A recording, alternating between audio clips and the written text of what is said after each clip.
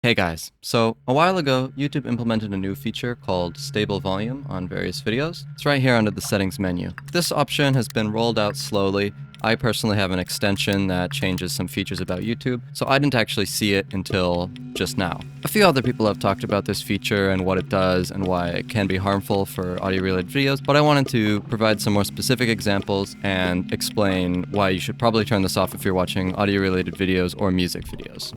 Now, YouTube claims that the stable volume feature doesn't affect music, or at least officially uploaded music through a distributor. Now, this is a problem because a lot of people don't upload music through a distributor. They want to attach a video to it, and they might not want to pay for the distribution to streaming platforms. As you can see, this is a video by Ampivolia, and if I check the settings menu, it has stable volume as an option. Stable volume is turned on by default, and you have to turn it off yourself. The creator cannot disable it on their side.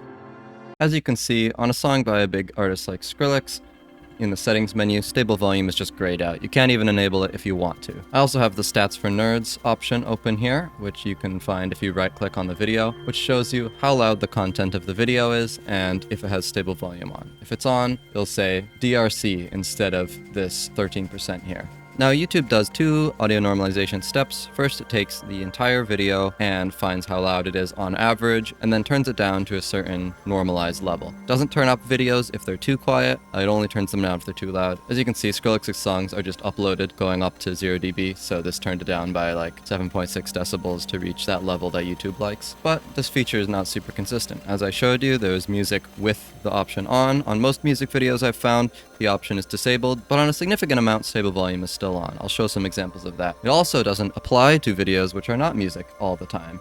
Here is a video about stable volume from 9 months ago, and as you can see, you cannot enable stable volume on this video. So here I have a little visual demonstration of what this stable volume option is actually doing. On the top here in green, I have the original audio clips. On the bottom, I have the audio clips with stable volume enabled. I have the video on the bottom right, and on the bottom left, I have a graph showing how much the audio is turned up or down by the stable volume. This is an Azali song, and as you can see, the beginning is very quiet. And stable volume is turning it up by 14.5 decibels. The background noise gets boosted a ton, and then when the actual song starts, it gets lowered a lot, but it's still boosting the video by like 6 dB. As the song builds and gets louder, it's going down to close to 0. And then in the climax sections of the song, it's pretty much staying normal and sometimes turning the song down a bit. The second song is the one by Ampivolia I showed you earlier, and as you can see, the volume's going up and down by around 2 dB, kind of going just like pulsing in and out, removing the dynamic range, which is not super great, especially for a song that relies on dynamics like this one. You'll see in this quiet section, it gets turned up a bunch. Yeah, all the way up to like 7 dB. And then in this loud section, it'll get turned down by 3 dB. The noise at the end just gets boosted like 11 dB. Really bad if your song has background noise intentionally. This third one has pretty minimal difference. This is a synthesis demonstration video by Melda, and as you can see, the volume is pretty consistently being turned down by 1 dB. This is because the original audio doesn't have as much dynamic range, but still you'll see that there's like these peaks in the original volume, and stable volume isn't really turning those up or down at all. The next example I have is one of my own tutorials. Yeah, that's weird. Maybe I'll switch this out for a wavetable so we can actually get like a Reese kind of. As you can see, the volume is pretty much not changing at all, and this stays consistent throughout most of the video. And I think this is because I already normalized the volume a lot myself before uploading this to YouTube, so there's not really that much dynamic range for it to compress. I'm not exactly sure what it does in terms of the dynamic range compression or what process they send it through, but it seems to adversely affect music more than it actually adversely affects audio content. That being said, there are some videos that this is like very strange that it's enabled on. For example, this is a clip from Our Planet, which is free on YouTube. As you can see, it's really just turning up this background noise as much as it can. 3,000 kilometers further north. And then when the narration starts, it turns it down a ton. Really, it's just really boosting the background noise. And then, especially annoyingly, is when it gets to these swells over here. Immense shoals of herring rise up You'll from see the depths and move into shallow it just like waters. pulses in and out repeatedly. with every swell of the music, which is pretty bad. I've been playing the original track this whole time. The reason why I'm showing you the originals is because stable volume is often louder, so your ears perceive it kind of as sounding better just because it is louder, even though it's compressing the range. So I want to show you what it's doing before letting you hear, but this is what it sounds like, the same clip. Immense shoals of herring rise up from the depths and move into shallow. I found this one to be the most obvious. You can hear the compression on the strings, and I'll just play you the original and switch back and forth. Immense shoals of herring rise up from the depths and move into shallower waters. They're gathering to breed. I also think this is a good example here on Empavoli's video again. In the loud part, it gets turned down a bunch, so I'll play you that.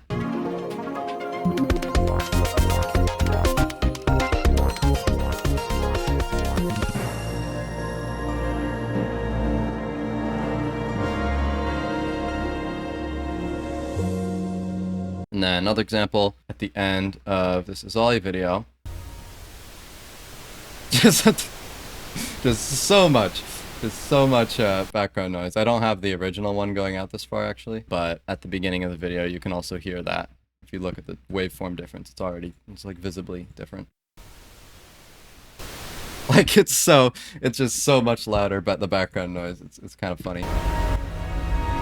And then also, if you look closely at the waveform here, then if you zoom into the waveform a bunch, you'll see that it's relatively intact. Like you can see, the waves look the same. It's pretty soft compression that it's doing. It just really affects the overall volume. The noise in this graph here is most likely just from slight imperfections in how I position these audio files. They're not necessarily sample accurate. So imagine it as a more smooth curve. Now, this is obviously a problem for music. I think most people can agree they want to hear the music as the musician kind of intended it to be presented, and then turn up or down the volume depending on their own tastes. But in general, stable volume feature for most videos, I could see it being a good thing. A lot of people don't necessarily normalize their videos before uploading them to YouTube unless they're fairly established and have the knowledge to do that. So overall, I totally understand why they implemented this feature. I don't know exactly how they're detecting which videos should have it, which videos shouldn't. I think they're still in the testing stage. Maybe they're planning on using some sort of machine learning to determine if it has music or not. Maybe they're just planning on having it on everything. But essentially, this is just